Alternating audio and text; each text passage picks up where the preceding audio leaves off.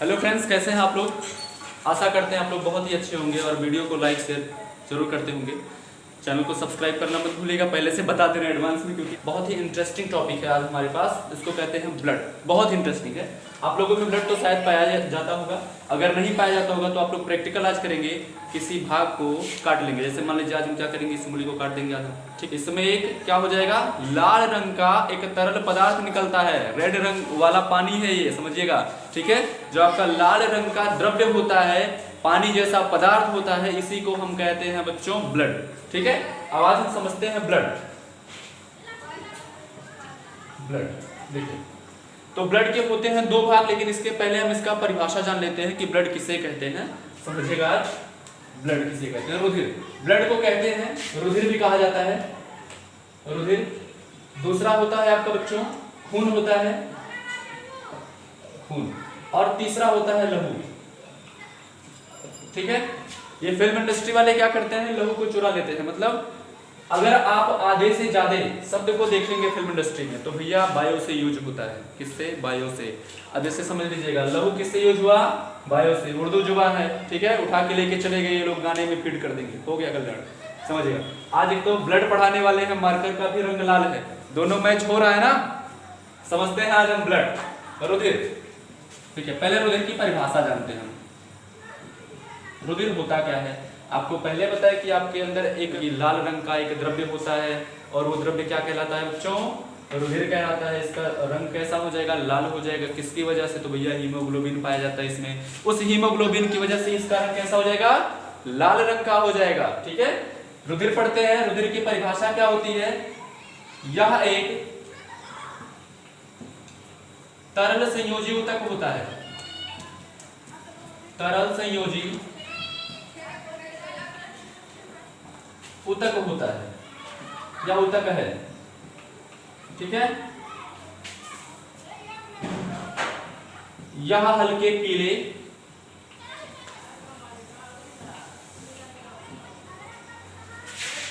तथा लाल रंग का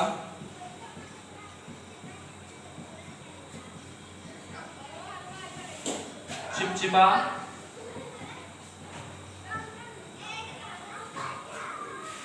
अपारदर्शी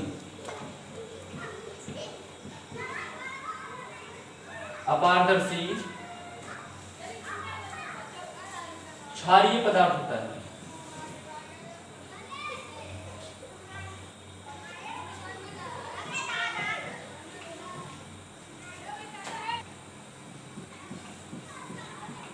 पदार्थ होता है जिसका पीएच मान 7.4 तथा श्यानता 4.7 होता है। क्या होती है?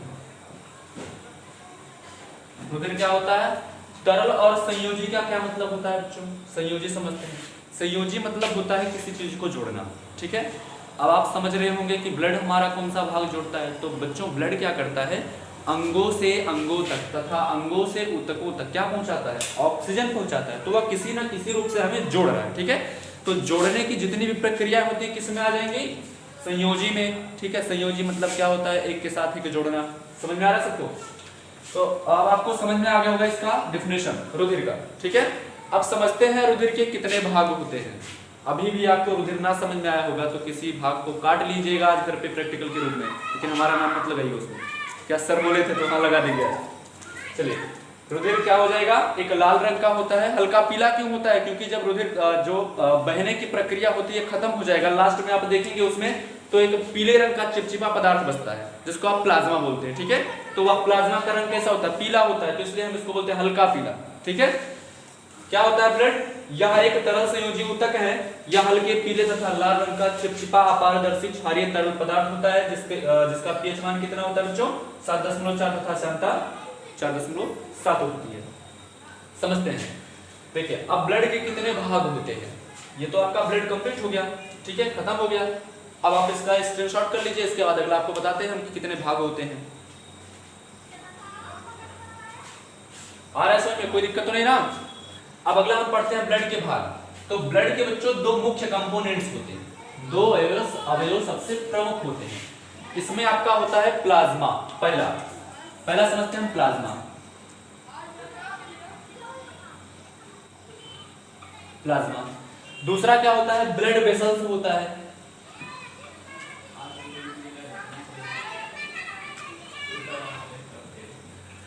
ब्लड वेसल्स होता है, इसको हिंदी में कहते हैं प्लाज्मा। प्लाज्मा का प्लाज्मा ही होता है हिंदी में, हिंदी मीडियम वाले प्लाज्मा। ठीक है, ये क्या होता है? रुधिर कणिकाएं होती हैं।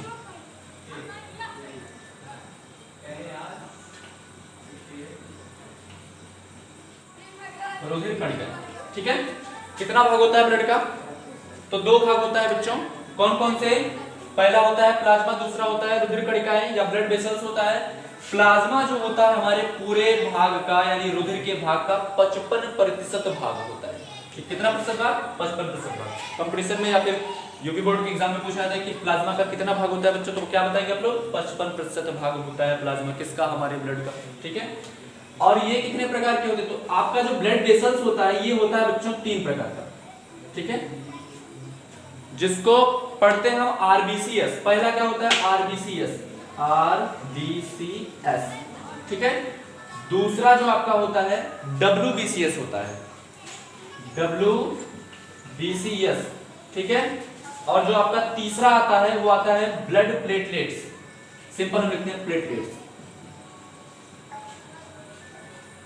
ठीक है, प्लेटलेट्स पढ़ते हैं, इसको क्या कहते हैं हम लोग? रेड ब्लड कार्पेसल्स बोलते हैं, यानी लाल रुधिर कणिकाएं।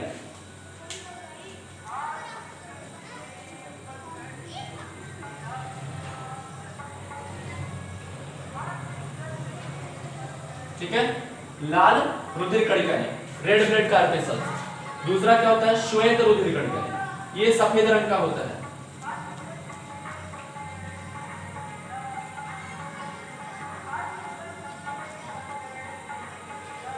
ठीक है, अगला होता है प्लेटलेट्स। तो अब इसकी हिंदी भी प्लेटलेट्स होती है।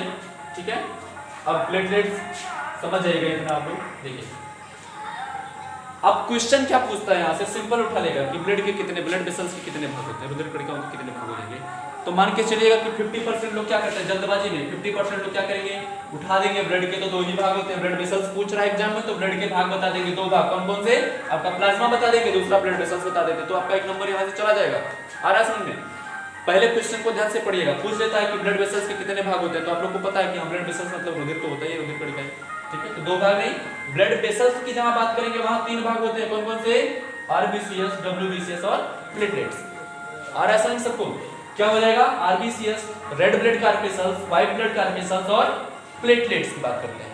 ठीक है, तो जो आपका ये प्लाज्मा होता है बच्चों, आपके रुधिर का 55% भाग होता है, और जो आपका ब्लड बचता है, ठीक है, ब्लड वेसल्स, अब कितना बचा इसमें से? तो भैया 45%।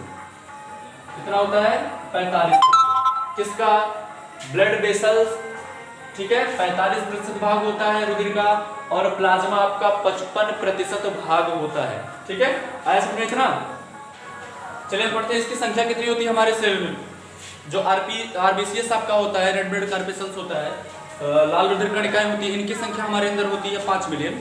समझते हैं? 5 मिलियन।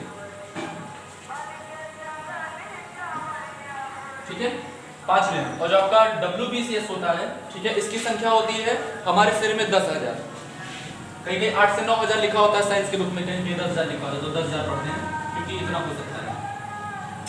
ठीक है, और जो प्लेटलेट्स होता है आपका, ये सबसे महत्वपूर्ण काम करता है बच्चों इम्यूनिटी बढ़ाने में, प्रतिरक्षा तंत्र बढ़ाने में। ठीक है, अगर हम बार बार बीमार होते हैं तो आपके अंदर प्लेटलेट डाउन हो जाएगा। जैसे डेंगू एक भयंकर बीमारी है, और दुनिया में सबसे ज्यादा अगर कोई मरता है तो मच्छरों की वजह से। ठीक है, एक एनालिसिस में बताया गया, एनालाइज किया गया, तो इसका ये निष्कर्ष निकला कि दुनिया में सबसे ज्यादा यदि कोई व्यक्ति मरता है यानी जीव मरता है मनुष्य में, तो बच्चों मच्छर की वजह से। ठीक है, समझते हैं? अगला आपका प्लेटलेट कितना होता है? तो जो इसकी संख्या होती है हमारे अंदर 2 से 5 लाख। अगर इससे कम हो जाएगा तो व्यक्ति बहुत ही भयंकर बीमार हो जाएगा, पीड़ित हो जाएगा। इसका जो जीवन काल होता है आरबीसीएस का 120 दिन होता है। ठीक है, इसका होता है 1 से 2 दिन। ठीक, और इसका लगभग 7 डेज होता है। ठीक है, लगातार बनता रहता है। समझते हैं? इसके अतिरिक्त कहा जाता है ब्लड का कब्रिस्तान, रुधिर का कब्रिस्तान।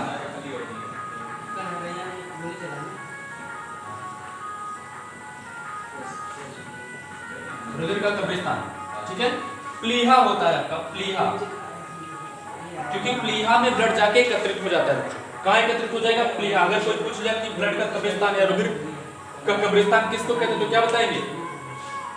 प्लीहा। अर्थात जहां पर बच्चों ब्लड इकट्ठा होगा वही तो कब्रिस्तान होगा। आ रहा समझ? जैसे मान लीजिए कि व्यक्ति क्या होता है, मरने के बाद किसी एक अच्छे स्थान पर जाता है, जैसे मान लीजिए कि अगर उसको अंदर करेंगे तो कब्रिस्तान हो जाएगा। अंदर करने का मतलब जमीन में डालेंगे तो कब्रिस्तान हो जाएगा, ठीक है। तो ब्लड भी तो आपका कहीं ना कहीं कवर हो रहा है, तो कहाँ कवर हो रहा है बच्चों? प्लीहा में। तो प्लीहा ब्लड का कब्रिस्तान कहलाता है, समझिएगा। अब आपका प्लाज्मा जो है और ब्लड वेसल्स, इसकी कणिकाएं समझ में आ गई, कितना प्रतिशत भाग होता है ये समझ में आ गया है। अब प्लाज्मा में क्या क्या पाया जाता है ये आपको नेक्स्ट वीडियो में मिलेगा और नेक्स्ट इंटरेस्टिंग टॉपिक के साथ। तब तक के लिए जय।